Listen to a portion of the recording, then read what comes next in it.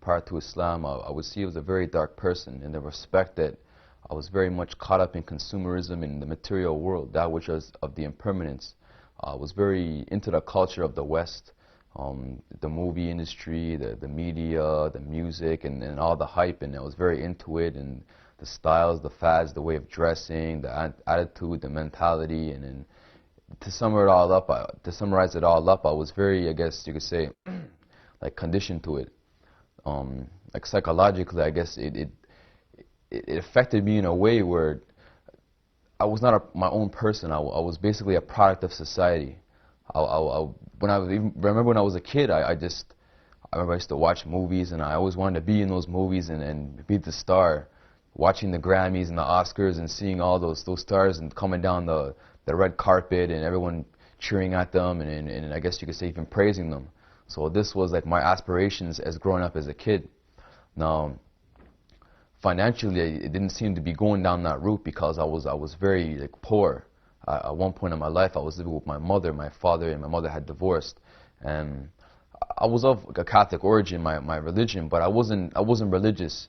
I got into the society and I began to chill on the street with my friends, and I began to engage in activities which were not benefiting me. In fact, they were poisoning my mind and poisoning my body and my spirit. I remember even Jesus quotes one time in the Bible. He says that we have become a people who are like the people who clean the outside of a glass but don't clean the inside. So I was like one of these people who I would always want to wear nice clothes and look nice and put my hair nice, but I never cleaned the inside of my heart. And this was the culture of the society. So I began to become a person who just chilled on the street with my friends and just became like a real dark kind of person. Like I said, in the darkness.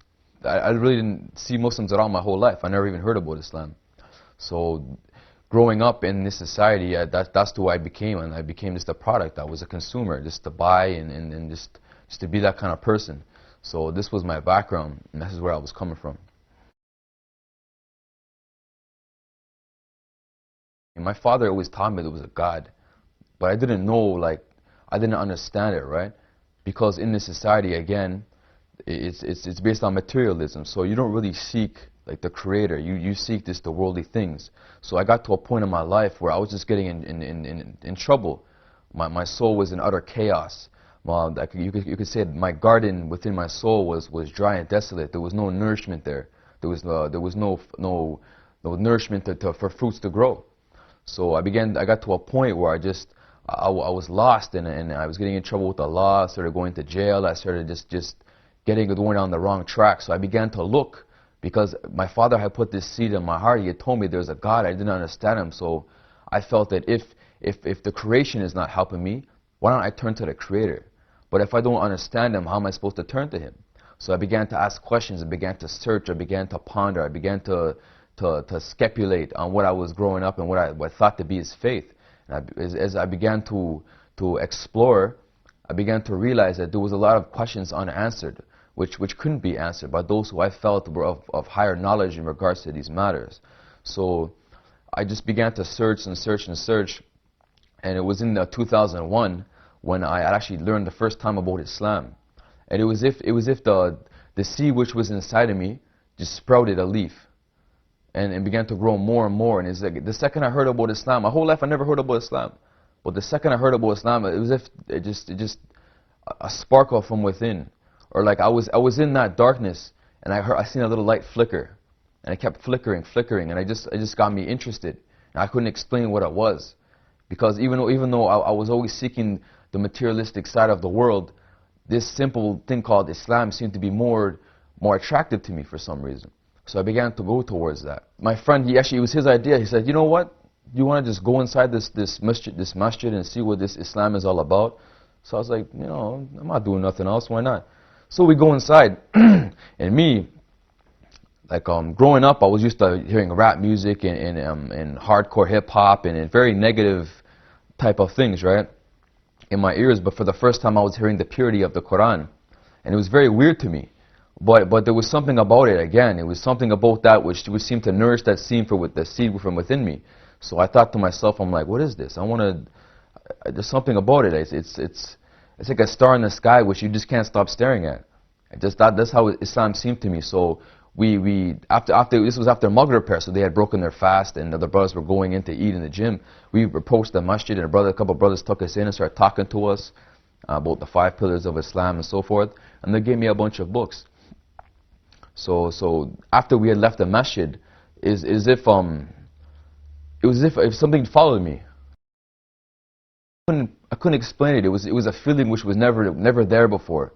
It was something which I couldn't explain. In fact, after we had left, we'd go to meet up with our friends, which we were on our way to meet.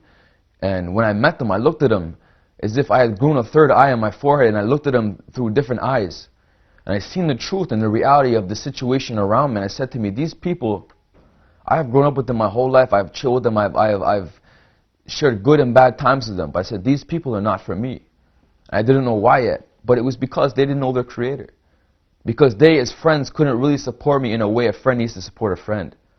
When bad times would come, they didn't give me the correct advice. It was only to that which they had been taught. But that which they had been taught was not of the Creator. So after that day, I had changed.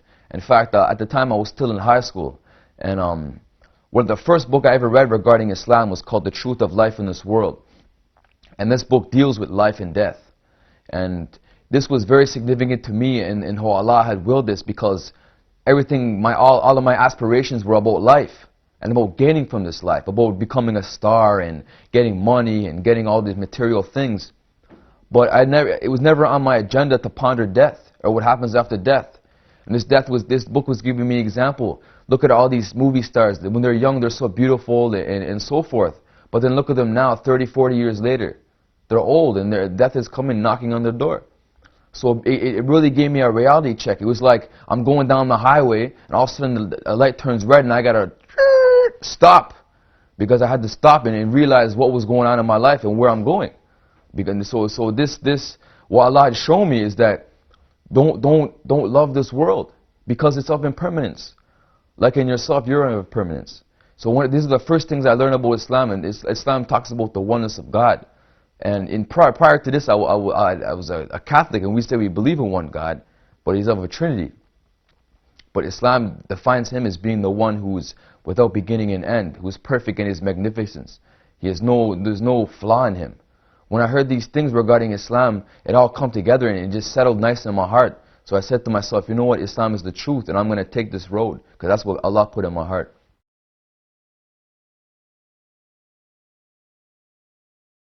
It was about a month and a half after September 11th, so my father had preconceived notions regarding this religion, Islam, and had a tainted ideology towards it, and I guess a stereotypical view because of what TV had shown in the events and so forth.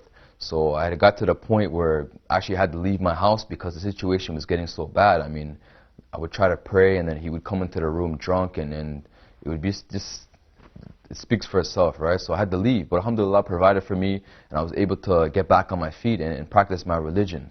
So since then, me and my father, we've had a completely different relationship. We sit down as men, we talk on an intellectual basis, and we have a way better relationship. We can talk as men, and he respects me as not only as his son, but as a grown-up man. Now I have a wife and a kid.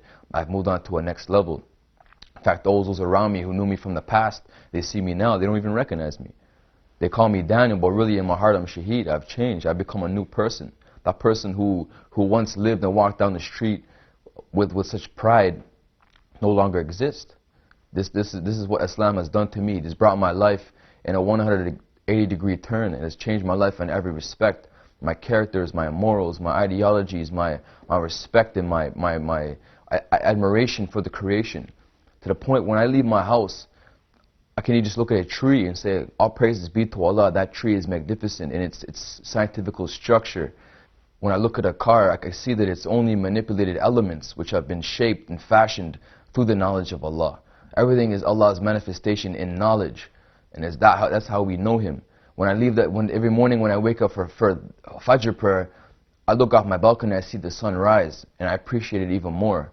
In fact, after I had become Muslim, I remember one time when me and my friend Ayub, we had sat down for over an hour watching a bee going from a flower to a flower, just watching it in amazement, because we never really realized. growing up as a kid, I used to have peanut butter and honey sandwiches, but I never pondered on where the honey came from. The fact of the matter is Allah has made that bee with a purpose, and that purpose is to get pollen, bring it back to the hive, and it never goes against its purpose. It always does that. And then they manufacture it or so ever, pasteurize it, whatever they do, and it goes into those little machines, and then it comes and they spread it on our bread and we eat it at school. But you never really ponder on that. So I could say Islam has changed my mentality completely. I think on a different level. I mean, alhamdulillah, man. Allah knows where I might be today if Allah hadn't saved me and brought me to this Islam.